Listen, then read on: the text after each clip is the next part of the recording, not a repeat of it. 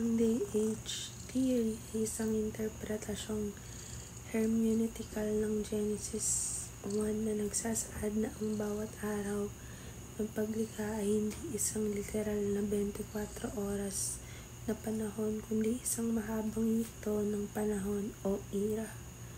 Ayon sa panahon na ito, maaaring tumagal ng milyong-milyong taon ng bawat araw na paglikha ng mga nagbibigay daan upang ipaliwanag ang mahabang kasaysayan ng mundo. Ayon sa agham, habang pinanatili ang awtoridad ng kasulatan sa teolohikal na pundasyon ng DH theory, binibigyang diin ng kahulugan ng araw sa Hebrews na maaaring tumutukoy sa isang hindi tiyak na haba ng panahon. Halimbawa, sa Genesis chapter 2 verse 4 ay ginagamit upang ipakita ang buong proseso ng paglikha, hindi isang literal na 24 oras na araw. Sa kontekstong ito, kung ang bawat araw sa Genesis 1 ay isang mahabang panahon, posible ang mga dinosaur ay nabuhay sa mga naunang araw ng paglikha bago dumating ang tao. Ang ika-6 na araw kung kailan nilikha sina Adan at Eva ay maaring isang malawakang panahon kung kailan lumitaw ang mga unang modernong tao sa kasaysayan. Dahil dito, sa ilalim ng DH theory, hindi magkasabay na nabuhay sina Adan at ang mga dinosaur. Ayon sa paleontolohiya, ang mga dinosaur ay namatay humigit kulang 65 milyong taon na ang nakalipas, habang ang mga Homo sapiens ay lumitaw lamang ilang daang libong taon na nakalipas. Sa makatuwid, ang DH theory ay nagbibigay ng isang posibleng paliwanag kung paano maaring makaugnay ang ulat ng paglikha sa Genesis at mga ebidensya ng agham habang pinapanatili ang integridad na teolohikal na pananaw sa kasaysayan ng mundo. Ang Hebrews chapter 11 verse 3 ay nagtuturo na sa pamamagitan ng pananampalataya na unawaan natin na ang sanlibutan ay nilalang sa pamamagitan ng salita ng Diyos. Kaya't ang mga bagay na nakikita ay ginawa mula sa mga hindi nakikita. Pinapahayag ng talatang ito na ang paglikha ng Diyos sa mundo ay hindi mula sa anumang umiiral na materyal, kundi sa pamamagitan ng kanyang makapangyarihang salita.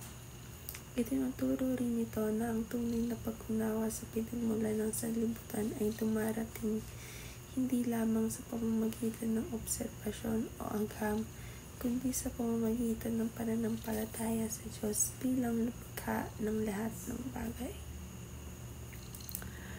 Ang paniniwala sa isang literal at makasaysayang Adan ay mahalaga sa teolohiyang Kristiyano. Ayon sa Genesis chapter 1 verse 3, si Adan ang unang taong nilikha ng Diyos at ang kanyang pagsuway ang nagdala ng kasalanan sa sanlibutan. Inilagay siya sa talaangkanan ni Jesus na nagpapakita ng kanyang pagiging tunay na tao. Kung si Adan ay itinuring na simboliko lamang, maapektuhan na ang doktrina ng orihinal na kasalanan at ang pangangailangan ng pagtubos kay Kristo. Kaya't maraming Kristiyano ang naninindigan na si Adan ay isang makasaysayang tao batay sa awtoridad ng kasulatan at sa plano ng Diyos sa kaligtasan.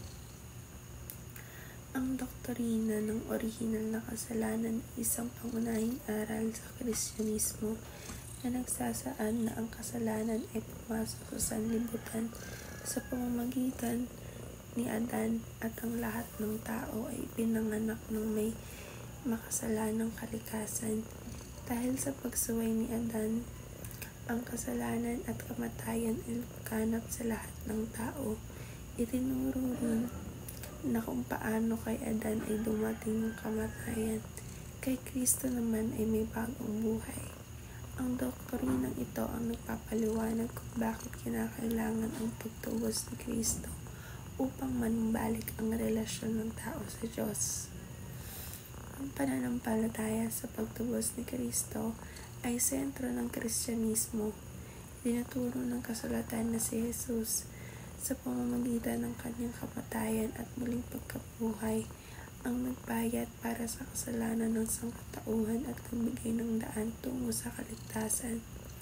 Sa kanyang dugo, natupad ang katarungan ng Diyos at nabuksan ang daan para sa biyaya at ng buhay na walang hanggan sa sinumang sumasampalataya.